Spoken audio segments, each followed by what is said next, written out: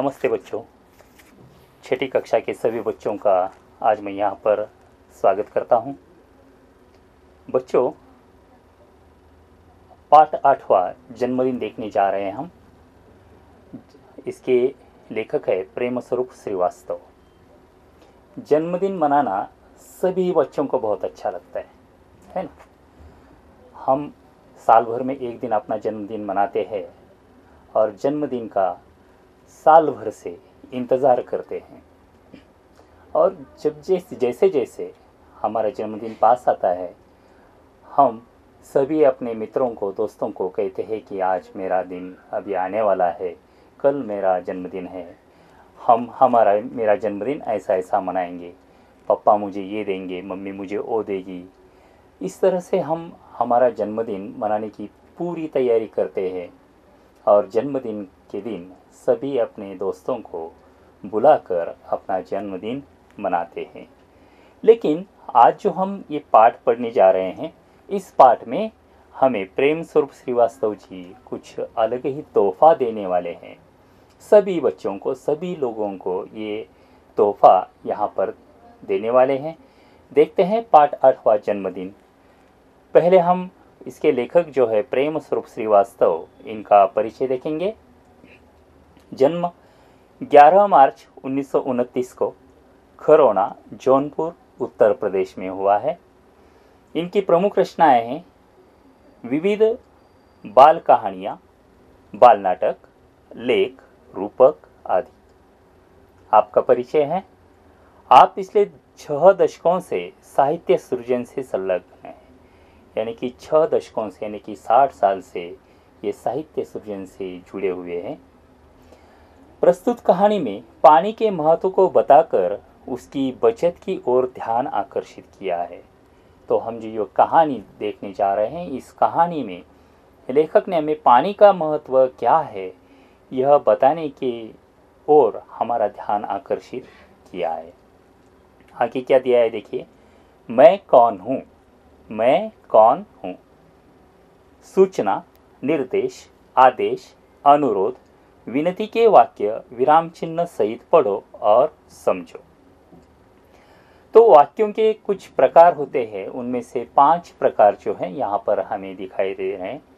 पहला प्रकार है सूचना, यानी कि इस वाक्य में किसी को सूचना की जाती है। जिस वाक्य में किसी को सूचना की जाती है उसे सूचना वाक्य कहते हैं।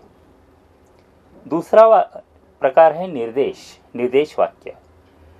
जिस वाक्य में किसी को निर्देश दिया जाता है उसे कहते हैं निर्देश वाक्य। तीसरा प्रकार है आदेश वाक्य। जिस वाक्य में किसी को आदेश दिया जाता है उसे कहते हैं आदेश वाक्य। चौथा प्रकार है अनुरोध वाक्य।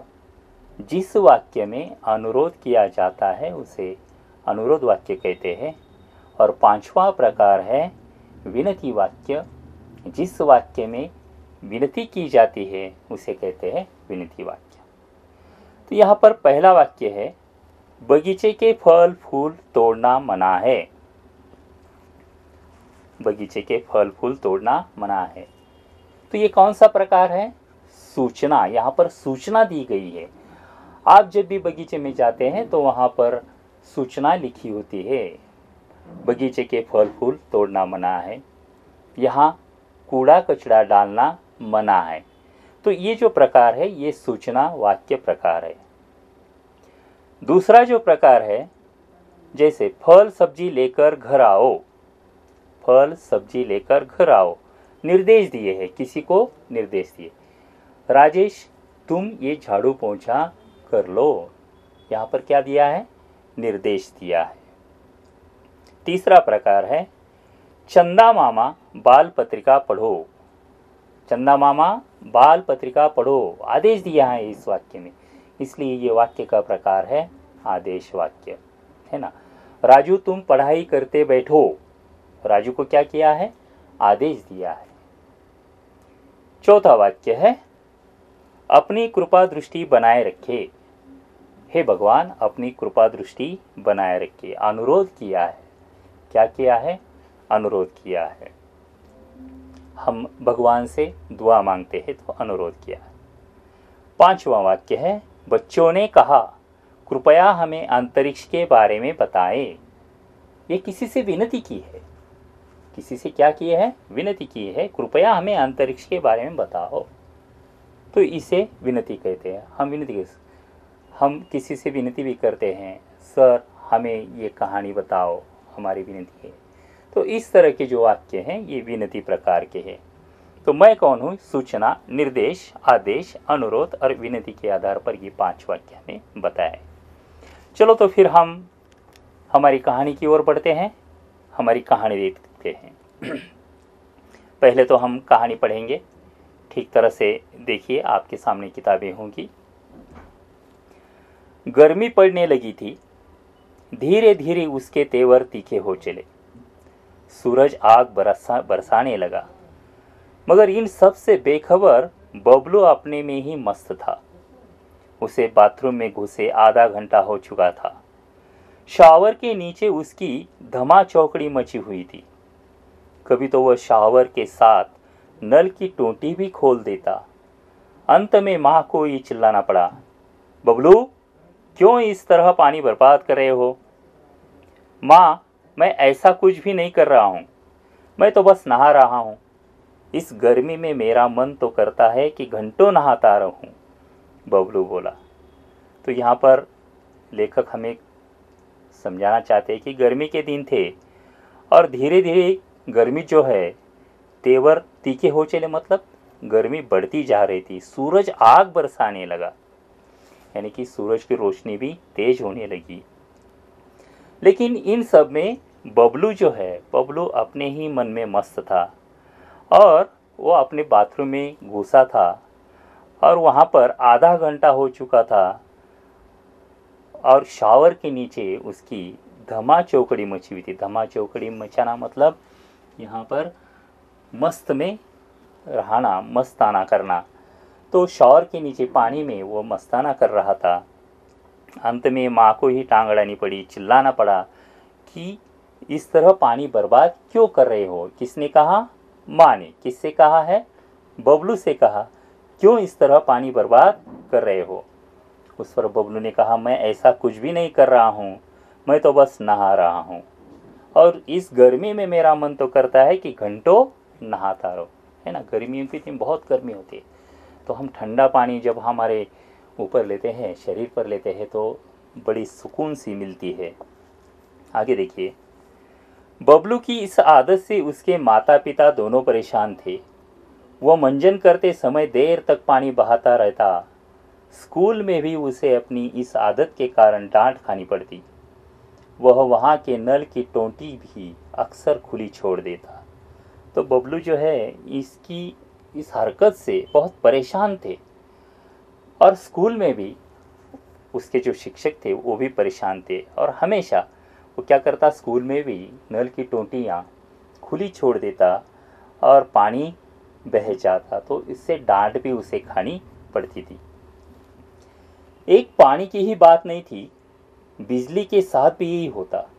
वह कमरे में न हो तब भी पंखा खुला रहता, तो कभी कूलर बंद करना भूल जाता, कभी वह पढ़ते पढ़ते सो जाता तब भी बल्ब जलता रहता, माँ को ही बुझाना पड़ता।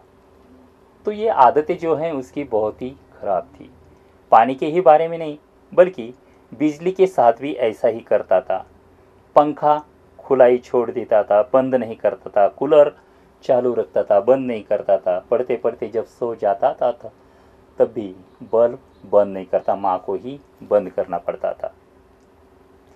पानी हो या बिजली यानी कि ऊर्जा, दोनों का भंडार सीमित है। भंडार मतलब खजाना। दुनिया के सभी लोग ऐसा करने लगे तो क्या होगा? नहाना वहाना तो दूर, लोग एक घूंट पानी के लिए तरसेंगे। तो पानी हो या बिजली हो, ये दोनों भी क्या है? ऊर्जा है और इनका भंडार जो है सीमित है, यानी कि खजाना जो है, बिजली का खजाना, पानी का खजाना सीमित है। अगर दुनिया के सभी लोग ऐसे करने लगे, पानी बहने देने लगे, ऊर्जा की बचत ना करें, तो ऐसा कैसे होगा? यहाँ पर लेखक कहते हैं कि नहाना वहाना तो दूर, लोग एक घूंट के पानी के लिए भी तरसेंगे। आगे देखिए। लेकिन यह बात बबलू की समझ में बिल्कुल ना आती। माँ और पापा दोनों ही उसमें सुधार लाना चाहते थे, पर उन्हें कोई उपाय नहीं सूझ रहा था।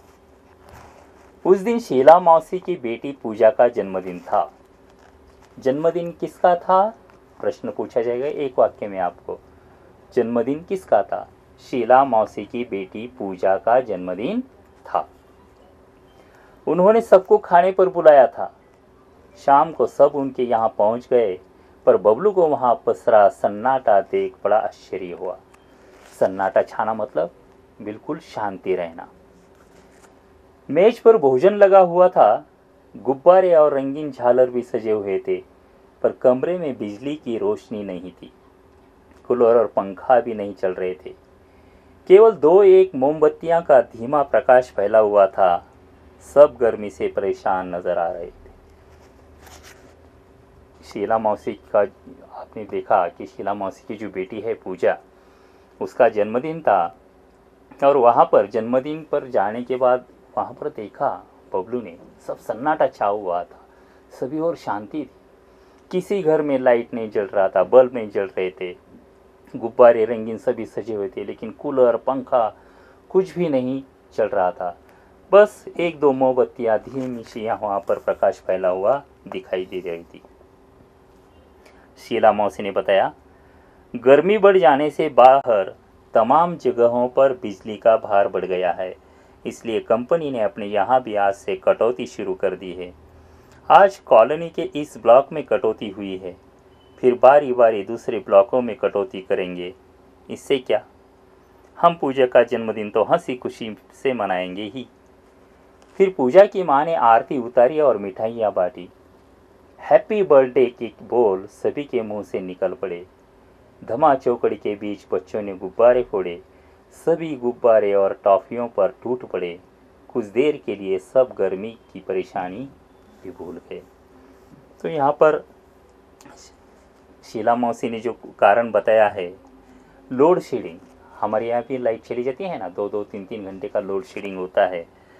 तो यहाँ पर शीला मौसी ने बताया कि गर्मी बढ़ जाने से बाहर तमाम जगहों पर बिजली का भार क्या हुआ है, बढ़ गया है, इसलिए कंपनी ने अपने यहाँ भी ये बिजली की कटौती शुरू कर दी है, कि हम लोड शेडिंग कहते हैं उसे।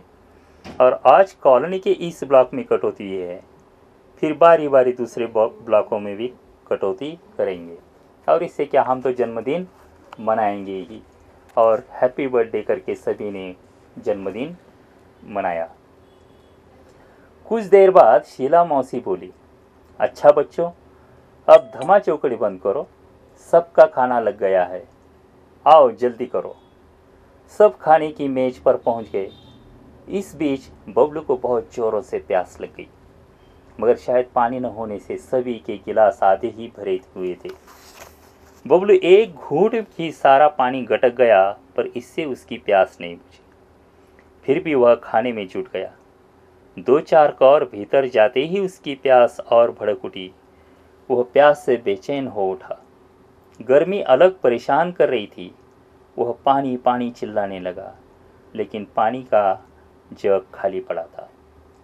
तो कुछ देर बाद शीला मौसी ने सभी बच्चों को खाने पर बिठाया, और खाना खाते खाते बबलू को बहुत प्यास लग गई, लेकिन पानी की कमी होने से वहाँ पर सभी के गिलास जो है आधे ही भरे हुए थे, और बबलू ने सभी पानी एक ही घूंट में सारा पानी उसने पी लिया था, और उसके अंदर प्यास भड़क गई थी, न्योला भी अंदर नहीं जा रहा था। शीला मौसी मुंह बनाकर बोली, क्या बताऊं बेटे, इस ब्लॉक की पानी की टंकी की सफाई हो रही है। कोई बात नहीं बच्चों, अच्छा बुरा तो होता ही रहता है, तुम लोग खाना खाओ। अड़ोस पड़ोस में देखते हैं, कहीं न कहीं से पानी तो मिल ही जाएगा। तो शीला मौसी ने कहा कि यहाँ पर टंकी की सफाई हो रही है, अभी तो जो भी परेशानियाँ आती हैं उससे तो हमें जाना ही पड़ता है। ठीक है, अड़ोस पड़ोस में कहीं अगर पानी मिल जाए तो हम ले आते हैं। लेकिन इस आश्वासन से बबलू को कोई राहत नहीं मिली। प्यास से उसका गला सूखा जा रहा था। खाने का एक कौर भी गले से नीचे नहीं उतर रहा था। वो प्यास से छटपटाने लगा। आज पहली बार प्यास का अनुभव करने से तो उसे पानी मिलने वाला नहीं था। जैसे आज पानी को तो बबलू से अपनी बर्बादी का भी भरकर बदला जो लेना था। अब तो बबलू क्या तमाम बच्चों का धैर्य जवाब देने लगा था। तभी एक चमत्कार हो गया। अचानक बिजली आ गई, कूलर पंखे चलने लगे, कमरा बिजली की रोशनी से जगमगा उठा। सभी बच्चे खुशी से चिल्ला उठे। तो यहाँ पर कुछ बबलू का इम्तिहान ही चल रहा था। गला सूखा जा रहा था, गले से नीचे एक भी कौर नहीं उतर रहा था। ये सब पानी का जो महत्व है उसे अब समझ में आने लगा था। और अचानक एक चमत्कार हो गया और बिजली आ गई। सभी पंखे कूलर चलने लगे, कमरा भी रोशनी से जगमगा उठा और सभी बच्चे खुश हो गए। मगर बिजली आने भर से तो प्यास बुझने वाली नहीं थी। अंकल को भी अचानक कुछ याद हो आया। वे खुशी से बोल उठे, अरे बच्चों, मैं तो भूल ही गया था कि बड़े वाले पानी के कूलर में पानी भरा हुआ है। अगले ही पल वहाँ का दृश्य बदल गया। कमरा ठंडी हवा से भर उठा। बच्चे बड़े सब ठंडे पानी के साथ चटपटे भोजन का स्वाद लेने लगे। बबलू की तो बाँछें खिल उठी। चलने से पहले शीला मौसी और माँ एक दूसरे को देख कुछ मुस्कुरा गए। इस मुस्कुराहट के पीछे छिपा रहस्य बबलू नहीं समझ पाया। घर पहुंचने पर माँ को बबलू किसी सोच में डूबा दिखाई पड़ा। बबलू कुछ नहीं बोला। शीला मौसी के यहाँ जो घटना हुई वह अब भी उसकी आंखों के आगे घूम रही थी। अपने आंगन की गौरैया की प्यास से खुली चोंच, बाहर सड़क की नाली में जीभ निकाले हाँफता हुआ टॉमी, शीला मौसी के यहाँ प्यास से सूखता उसका गला, पंखा कूलर जरा देर के लिए बंद रहने पर बहता पसीना, बहुत कुछ नहीं। अब वह ऐसा कुछ भी नहीं करेगा। तो घर पहुंचने पर ये सब बातें उसके समझ में आ गई। कौन कौन सी? तो यहाँ पर पहले अपने आंगन में गौरैया की प्यास से खुली चोंच, यानी कि पंछी जो है, हम देखते हैं पंछियों की चोंच जो है खुली की खुली रह जाती प्यास के मारे। सड़क की नाली में जीभ निकाले हाँफता हुआ टॉमी। रास्ते पर हम कुत्ते देखते हैं, बिल्लियाँ देखते हैं, प्राणी देखते हैं। उनको पानी नहीं मिलता तो अपनी जो जीभ है वो जीभ बाहर निकाल कर हाँफते रहते हैं। और सबसे बड़ी बात तो उसको जो अनुभव हुआ शीला मौसी के यहाँ प्यास से सूखता उसका गला। और पंखा कूलर जो है थोड़ी देर के लिए बंद रहने पर हम कितने पसीने पसीने हो जाते हैं, ये सबको अनुभव होता है। यह सभी बातें वो अब भूलने वाला नहीं है। आगे देखिए, माँ, कल से मुझे आंगन में किसी बर्तन में पानी भरकर रखना है। माँ हंसकर बोली, तेरे कारण पानी बर्बाद होने से बचे तब न रखे। तो देखिए, बड़ी अच्छी सी बात कही है। यहाँ पर माँ से बबलू कहता है कि कल से मुझे आंगन में किसी बर्तन में पानी भरकर रखना है। किस लिए? इन पंछियों के लिए, प्राणियों के लिए। और माँ बबलू से कहती है, तेरे कारण पानी बर्बाद होने से बचे तब न रखे, है ना। तू तो इतना पानी बर्बाद करता है, नहाने के लिए आधा घंटा लगाता है, और तेरे बर्बाद होने के बाद जब कभी भी यहाँ पर पानी बचेगा तो हम ये बर्तन में पानी रखेंगे। इस तरह से माँ बबलू से कहती हैं। माँ, अब पानी की एक बूंद भी बर्बाद नहीं होगी, बबलू आत्मविश्वास से भरकर बोला। यहाँ पर बबलू जो है अपनी माँ से आत्मविश्वास के साथ कहता है कि अब पानी की एक बूंद भी बर्बाद नहीं होने दूंगा, मैं पानी व्यर्थ नहीं करूँगा। मगर बबलू कभी यह नहीं जान पाया कि शीला मौसी के यहाँ जन्मदिन की पार्टी में जो कुछ हुआ वह एक नाटक मात्र था। उसे सबक सिखाने के लिए माँ ने चलने से पहले ही शीला मौसी को फ़ोन पर बबलू की इस आदत के बारे में बता दिया था। शीला मौसी ने भी कुछ करने का भरोसा दिया था। उन्होंने यही नाटक किया जो कि पूरी तरह कामयाब रहा। तो देखिए, ये जो बात है शीला मौसी के यहाँ जन्मदिन पार्टी के दिन जो कुछ भी हुआ उसके बारे में बबलू को कुछ भी पता नहीं चला। लेकिन बबलू को सबक सिखाने के लिए माँ और शीला मौसी ने ये एक नाटक रचा था। शीला मौसी के यहाँ जाने से पहले ही यहाँ पर माँ ने उन्हें फ़ोन किया था कि बबलू की ये जो बुरी आदतें हैं ये बदलनी चाहिए। और ये सुनकर शीला मौसी ने कुछ करने का भरोसा बबलू की माँ को दिया था और उन्होंने ये नाटक जो है बड़ी अच्छी तरह से किया था। अब तो बबलू खुद भी अपने दोस्तों को समझाता है कि पानी और बिजली अनमोल है, इन्हें भविष्य के लिए बचा कर रखे।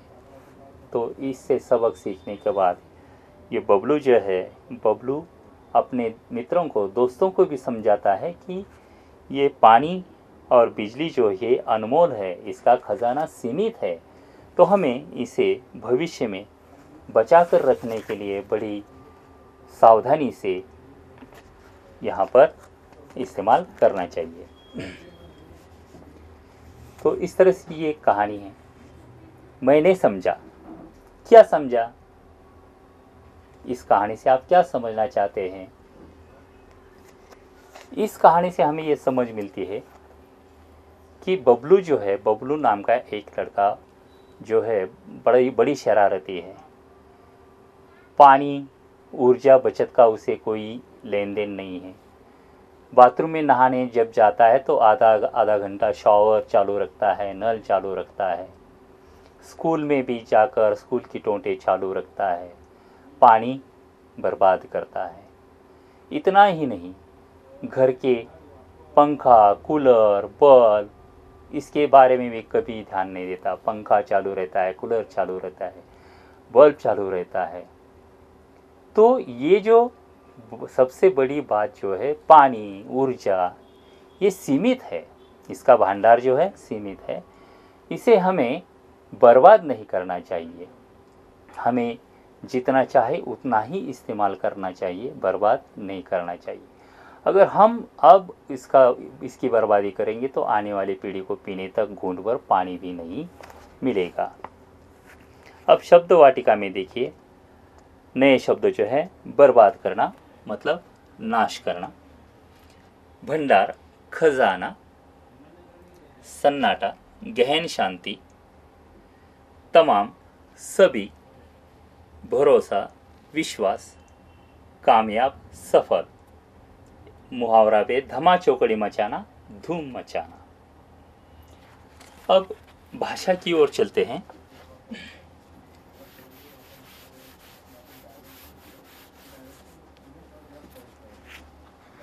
देखिए, भाषा की ओर, शब्द युग्मों की जोड़ियां मिलाओ। शब्द युग्म, यहाँ पर अड़ोस, बारी, अच्छा,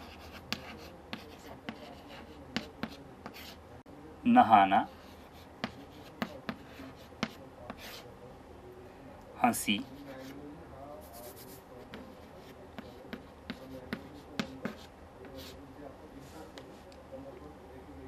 ईश्वर, वहाना, खुशी,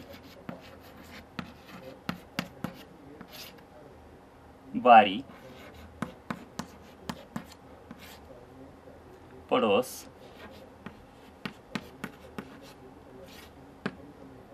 बुरा।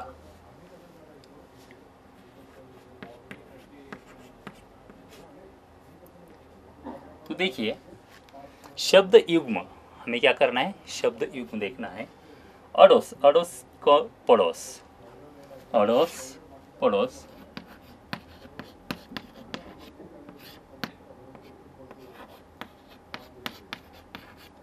इस तरह से। बारी, बारी,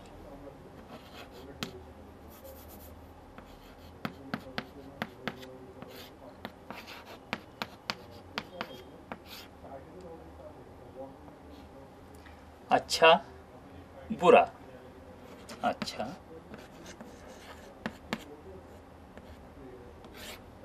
बुरा, नहाना वहाना, नहाना वहाना, हंसी खुशी, हंसी खुशी। इस तरह से ये शब्द युग्म है। तो इनकी जोड़ियां लगाई है आपने। अड़ोस पड़ोस, बारी बारी, अच्छा बुरा, नहाना वहाना, हंसी खुशी। तो इस तरह से ये जोड़ियां स्वयं अध्ययन के लिए दिया है। मातृभाषा के 10 शब्द एवं 2 वाक्यों का हिंदी में अनुवाद करो। मातृभाषा यानी कि हमारी मराठी के कोई भी 2 वाक्य लीजिए और इन 2 वाक्यों का क्या करना है, आपको हिंदी में अनुवाद करना है। अब किसी भी मराठी के पुस्तक में, चाहे कौन से भी पुस्तक से ले लो, न्यूज़पेपर से ले लो, एक 2-4 वाक्य लिखना है और हिंदी में अनुवाद करना है। आगे दिया है, सुनो तो जरा ध्वनिफीत सीडी पर कोई लोकगीत सुनो। लोकगीत, हमारे महाराष्ट्र की लोकगीत, चाहे हिंदी के कौन से भी लोकगीत हैं, तो लोकगीत आपको सुनना है। बताओ तो सही, तुम अपनी छोटी बहन छोटे भाई के लिए क्या करते हो। आप हर एक को छोटा भाई छोटी बहन होगी, तो उनके लिए आप क्या क्या करते हैं, आपको बताना है। वाचन जगत से डॉक्टर एपीजे अब्दुल कलाम की आत्मकथा का अंश पढ़कर चर्चा करो। हमारे जो महामहिम राष्ट्रपति थे डॉक्टर एपीजे अब्दुल कलाम, उनकी जो पुस्तक की आत्मकथा है उसकी कुछ अंश पढ़कर चर्चा करो। मेरी कलम से अपने नाना जी दादाजी को अपने मन की बात लिखकर भेजो। नाना जी किसे कहते हैं, माँ के पिताजी को, और दादाजी अपने पिताजी के पिताजी को। तो नाना जी को और दादाजी को आप अपने मन की बात लिखकर भेजनी है। तो यहाँ पर 2-3 वाक्य में उत्तर आपको लिखना है, आप लिखेंगे। और सदैव ध्यान में रखिए, प्राकृतिक संपदाओं की बचत करना आवश्यक है। हमारी जो प्राकृतिक संपदा है, चाहे पेड़ पौधे हों, पानी हो, ऊर्जा हो, ये जो प्राकृतिक संपदा है उसे हमें बचाकर रखना है। अध्ययन कौशल, निम्नलिखित चित्रों के नाम बताओ और जानकारी लिखो। यहाँ पर कुछ चित्र दिए, आपके सामने किताब तो होगी, है ना। तो यहाँ पर ये जो चित्र है, इन चित्रों को नाम बताएं। पहला चित्र जो है कैसा है, तालाब। पहला चित्र जो है ये तालाब का है। दूसरा चित्र कुआं। दूसरा चित्र कौन सा है, कुआं। तीसरा चित्र जो है ये है झरना। तीसरा चित्र झरना। चौथा चित्र है बादल। चौथा चित्र हमें दिखाई देता है बादल का। और 5वां चित्र है नदी का। यानी कि इन चित्रों को अगर देखते हैं तो सभी जो है पानी हमें देते हैं। तालाब हो, कुआं हो, झरना, बादल, नदी, इन सब से हमें क्या मिलती है, पानी मिलता है। तो इस तरह से पानी और ऊर्जा बचत करने के लिए हमें यहाँ पर लेखक ने प्रेरित किया है। यहाँ पर सभी को हमें पानी और ऊर्जा की बचत करनी चाहिए, तभी हमारे आने वाली पीढ़ी को हम इसमें से कुछ बचा रखें तो वो जिएंगे, वरना बहुत ही खराब दिन होंगे। इसलिए हमेशा पानी बचाना है। जहाँ पर भी नल की टोंटी चालू रखे तो उसे बंद कर दो। गिलास में पानी लिया, आधा पिया और आधा फेंक दिया, ऐसा मत करना। पानी बूंद बूंद से हमें बचाना है। घर में अगर लाइट, पंखा, टीवी ऐसे ही चालू रहता है, कोई वहाँ नहीं रहता है, तो हमें वो बटन बंद करनी चाहिए। तो पानी और ऊर्जा की बचत यहाँ पर हमें करने के लिए लेखक ने हमें यहाँ पर प्रेरित किया है। मुझे उम्मीद है आपको ये पाठ पसंद आया होगा और आप सभी से मैं इच्छा व्यक्त करता हूँ कि आप पानी और ऊर्जा की बचत हमेशा करेंगे। धन्यवाद।